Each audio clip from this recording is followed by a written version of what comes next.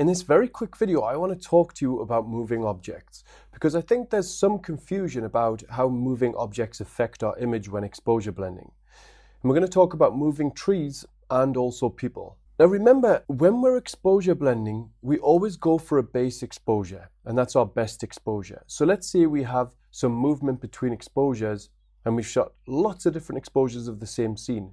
All we need to do is find that perfect base exposure where all of our moving objects are in the right spot. So for example, we've got this guy here, and this is probably the best exposure I had. And in other exposures, there's lots of movement in different areas and he's standing in a different spot. But the great thing is, he's not affecting the actual image and where I can exposure blend. I can simply exposure blend around him. So let's say this was a sunrise shot or a sunset shot and we had a beautiful sky. Well, I could just paint in a sky from a darker exposure and it wouldn't affect him. He's in the foreground. But as it is, instead I want to recover these arches here in the mosque. So I've got a darker exposure and these areas are free from people. They're not blocked. So I can use those areas to bring back the highlights in this exposure. So all I need to do for that is open up Instamask. Choose a really contrasting mask because we just want to select these brighter areas. Press select, choose a black mask, show that layer, hide the ants, create a white brush, which is a lot smaller, and then paint the darker exposure. And then I can do the same there. Then I can press Command and D or Control and D to deselect the active selection, and I can bring down the opacity of the darker exposure because it didn't look very natural there.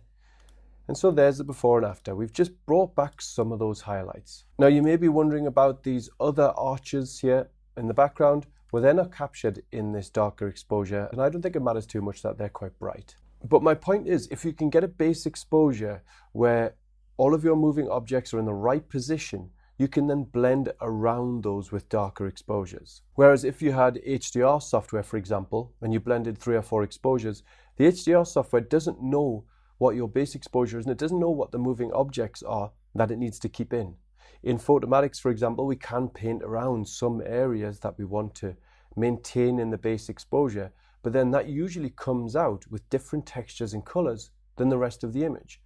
But with exposure blending, we don't get that. Instead, our final blend doesn't have any affected areas. Everything is a consistent color, consistent noise, consistent texture. Now let's talk about moving objects in trees.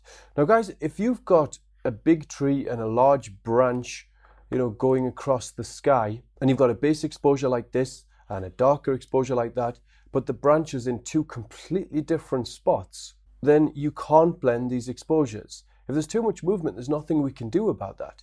HDR software would find it impossible, and exposure blending would find it impossible too. The best way around that, if you can do it, is to use a single exposure like I showed you in the last tutorial. Sometimes we can even use a single exposure just for that little area where there's inconsistency and use a darker exposure for the rest of the sky. But using a single exposure is probably your best option. In terms of shooting, it's all about getting it right in camera. When I'm shooting a windy scene and I can see that there's going to be movement in the trees, I'll sit there for a long time, as long as I can anyway, while the light lasts. I'll choose a much larger aperture, so I've got a quicker exposure, higher ISO, and I'll just keep shooting. And I'll wait for the wind to die down, even if just for a couple of seconds. All we need is 2 or 3 seconds to get some great exposures. So getting it right in camera is always the most important option. Now the reason why I'm doing this tutorial is to show you that a lot of the times there isn't actually movement in trees. Because I get a lot of people emailing me for my Challenge Jimmy series saying that they want to blend these exposures, but there's movement in the trees. And when they show me their example, there isn't movement in the trees. The darker exposure is simply too dark for the base exposure. And that's something we've talked about a lot in this course, because our exposures must fit naturally together like a jigsaw. Now, I'm going to show you an example of this. I'm going to blend in this darker exposure. So I'm going to go for, let's say, a bright swan. It doesn't matter that we're not going to do a really perfect blend here. Just going to make a relatively contrasting mask. Press select, choose a black brush.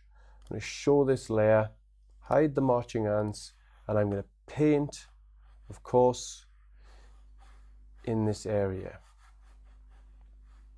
Now the sky up there looks terrible because it wasn't a perfect mask, but as always we can go over those areas a few times to bring back those gorgeous textures. And there we go. Now let's zoom in. I'm going to press Command and D and Control and D to deselect the active selection. And the tree looks terrible. And this is where some photographers think we have movement in the trees. Look at the edging along the tree here, along there, along pretty much the entirety of the tree. And if we zoom in, we've got edging all along here too. And it looks like movement. But it isn't movement. It's just because the trees in the darker exposure are much darker than the base exposure. Look how dark they are. So the edges of those trees are showing here because in the base exposure they've been clipped.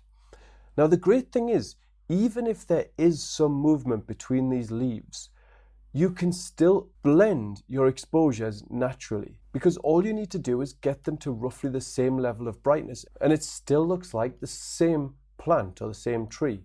Watch what I mean. I'm going to bring this exposure of the dark exposure down and we're looking at the tree specifically. And now if I zoom out, so that sky looks quite good, it may be a bit dark, so I'm going to bring down the opacity, let's say to 50%. So we've brought back that sky.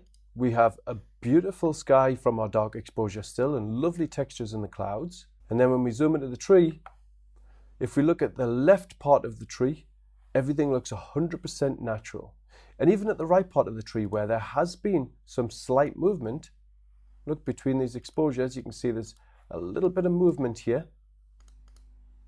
Even there, when we zoom out, let's go to 100% and make the mask visible, you can't tell.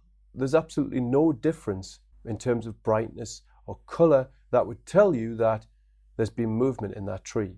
And if we go to the horizon like we did before, we now have a totally seamless transition between those two exposures. So make sure when you're blending exposures that if you think there's movement in the trees, that it's not just black edging because the two exposures are too different in terms of brightness. To get over that, you can bring the opacity down of the darker exposure, or you can do exactly what we've done previously and match the exposures, and that will also do a good job.